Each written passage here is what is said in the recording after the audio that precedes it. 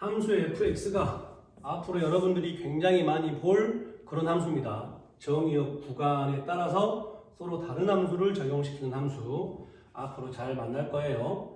저 함수의 fx가 역함수가 존재한다. 무슨 뜻이죠?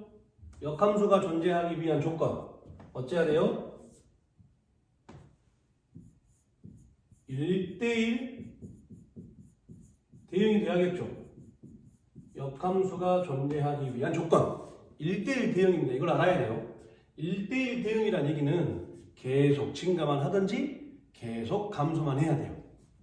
그러면 이제 저 fx가 저 조건을 만족해야 된다. 그 말은 무슨 말이겠어요? 얘가 증가한다는 지금 위에 거랑 아래 거랑 둘 다 1차 함수죠.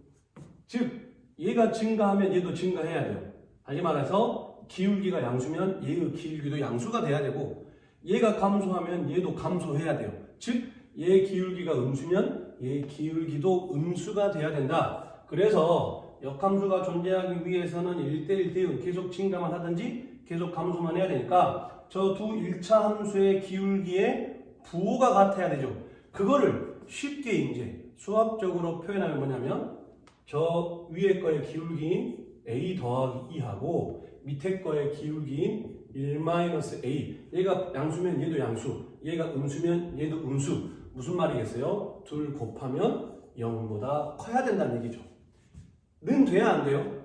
안 되죠. 왜냐면 얘가 0이어 버리면 얘 상수함수잖아요. 상수함수는 1대1 대응이 아닙니다. 왜냐면 정의역으로 그렸을 때 모든 이 정의역들이 다 한 값으로 몰려가는 거잖아요. 그럼 1대1 아니니까.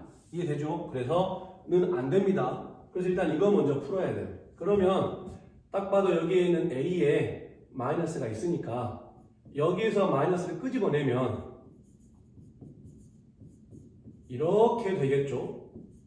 그리고 이제 양변을 음수로 나누면 a 더하기 2, a 마이너스 1 이제 부등 거 뒤집어져서 이렇게 되겠죠. 그래서 일단 우리가 먼저 얻어낸 결과가 뭐냐면 2차 부등식이 0보다 작아야 되니까 a는 마이너스 2보다 크고 1보다 작아야 된다. 일단 이 조건 하나 얻어냈습니다. 이제 그리고 나서 굉장히 중요한데 아마 학생들이 이런 문제를 많이 풀어오면 습관적으로 이렇게 할 거예요. 위 함수에다 x1을 집어넣고 아래 함수에다가 x1을 집어넣어서 그 둘이가 같아야죠. 무슨 말이냐면 예를 들어서 저 둘이가 출발점이 같지 않다면 어떻게 될까요? 이제 학생들이 위에 거에다 1을 넣고 아래 거에다 1을 넣었을 때 둘이 같다라고 잘 풀긴 하는데 이유를 잘 모르고 하는 학생들이 많다 이거죠. 무슨 말이냐면 x1인 지점에서 만약에 둘 다 양수 해볼게요. 그럼 이 위에 거가 여기 눈이 있으니까 이렇게 까맣게 칠해서 뭐 이렇게 그려진다 하고 밑에 거가 눈이 없으니까 이렇게 비워지고 이렇게 그려졌다고 하죠. 그러면 얘도 증가니까 일단 증가인 건 맞잖아요. 그런데 이 둘이 안 만나버리면 어떤 문제가 생기냐면 요만큼부터 요만큼의 요 공역이 선택을 못 받는 거예요. 무슨 말이냐? 만약에 얘들을 1대1 대응이라고 했으니까 우리가 함수를 할 때 대응 관계 많이 하잖아요. 이렇게 x가 있고 이렇게 y가 있었다고 하면 1대1 대응이라는 얘기는 1대1이면서 공역과 치역이 같아야 돼요. 무슨 말이냐면 여기에 있는 모든 원소들이 이 정의역 원소들로부터 다 선택을 받아야 된다는 얘기예요. 그런데 이렇게 만약에 돼버리면 예를 들어서 뭐 여기가 1이 있고 여기가 3이 있다고 하면 여기 2는 지금 선택을 못 받는 거잖아요. 다시 말해서 이 공역에 1이 있고 2가 있고 3이 있고 뭐 쭉 계속 있었을 때 여기에 뭐 1, 2, 3, 4 막 이렇게 있는데 얘 1이 가고 뭐 얘 다른 데 가고 막 하는데 얘만 지금 선택을 못 받는 경우가 생겨버린다 이거죠.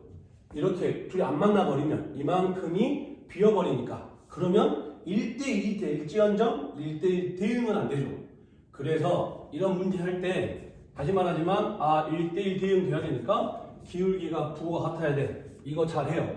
두 번째, 이 첫 번째입니다. 두 번째 x1을 놓고 밑에 거에다 x1을 넣었을 때 둘이 출발점이 같아야 돼. 즉 얘 둘이 만나야만이 이런 공역이 비는 곳이 안 생긴다 이거죠.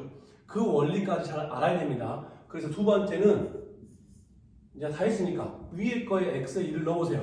그럼 어떻게 돼요? 위에 거에 x에 1을 넣으니까 a 더하기 a죠. 밑에 거에다가 1을 집어넣으면 1 마이너스 a 그 다음 더하기 a 제곱 마이너스 3 되겠네요. 그 둘이가 같아야 된다 이거죠. 이제 이거 풀겠습니다.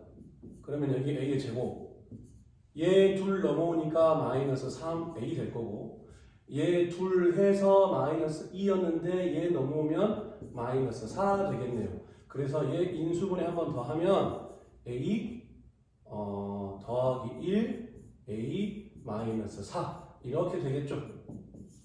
그러죠. 그래서 a 값은 누가 나온다? a는 마이너스 1 또는 4가 나와야 돼요.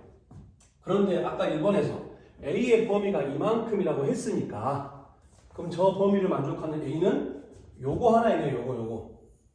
그래서 일단 우리는 a가 마이너스 1인 것까지 구했습니다. 아직 안 끝났어요. 그러면 이제 우리가 a가 마이너스 1인 것까지 구했으니까 다시 이제 식을 정확하게 쓰죠. fx는 a에다가 마이너스 1을 대입을 하면 어떻게 돼요? x 그 다음 또 a에다가 마이너스 1을 집어넣으면 이렇게 되죠. 그래서 이렇게 하나 만들어지고 밑에 식에다가도 a에다가 마이너스 1들을 집어넣으면 2x 그 다음에 여기에다가 마이너스 1을 집어넣으면 이렇게 되겠죠. 그래서 이렇게 이제 fx를 정확하게 만든 다음에 우리에게 f 역함수 마이너스 2 값을 구하시오 그랬어요. 푸는 방법은 두 가지입니다.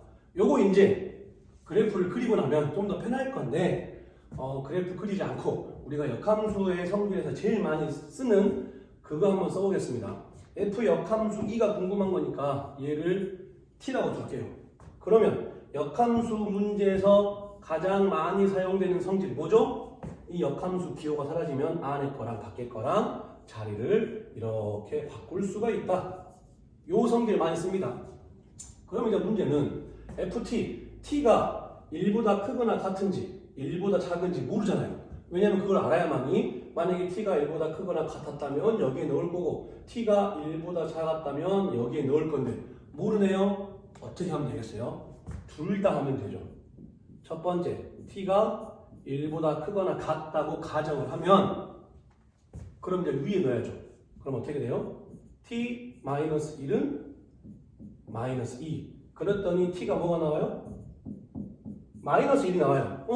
분명히 t가 1보다 크거나 같다고 가정을 했는데 그 t 값이 마이너스 1 안 맞죠? 안 된다 이거죠. 아하 그렇다면 t가 이번에는 1보다 작을 때겠구나. t가 1보다 작을 때니까 이제 밑에다 집어넣으면 되겠네요. 그럼 어떻게 돼요? 2t 마이너스 2 요놈이 마이너스 2가 되라. 그럼 넘기면 t 얼마 나와요? 0. 정말 t 0? t가 1보다 작다라는 이 범위에 해당하잖아요. 된다 이거죠. 그러니까 이 t 값이 0. 얘가 0 나온다 이거네요. 그래서 f 역함수 마이너스 2는 0이다. 그래서 답은 3번 되겠네요. 3번. 만약에 이 문제를 저렇게 안 풀 거면 다시 말하지만 이거 그래프 그리면 좀 더 쉽게 할 수 있습니다. 무슨 얘기냐면 한번 그래프 그려볼게요. 기울기가 1이에요. x가 1 집어넣으면 0 지나죠. 즉 여기 지나면서 기울기가 1이니까 아마 이러한 그래프겠죠. 1보다 작으면 여기도 0 집어넣으면 마이너스 2 나오죠. 1이죠 1. 여기다 1 집어넣으면 0 나오죠. 즉 여기 지나고 이번엔 기울기가 2니까 어째야 돼요? 아마 그래프가 이런 그래프일 거예요. 여기가 마이너스 2고 이렇게.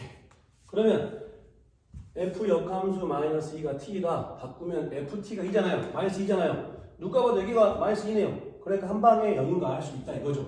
그런데 학생들 입장에서는 그래프를 그리는 게 조금 더 부담스러운 학생들이 있어서 이렇게 푸는 것도 추천합니다. 아무튼 이 문제는 비록 어렵진 않지만 굉장히 할 게 많은 문제였습니다.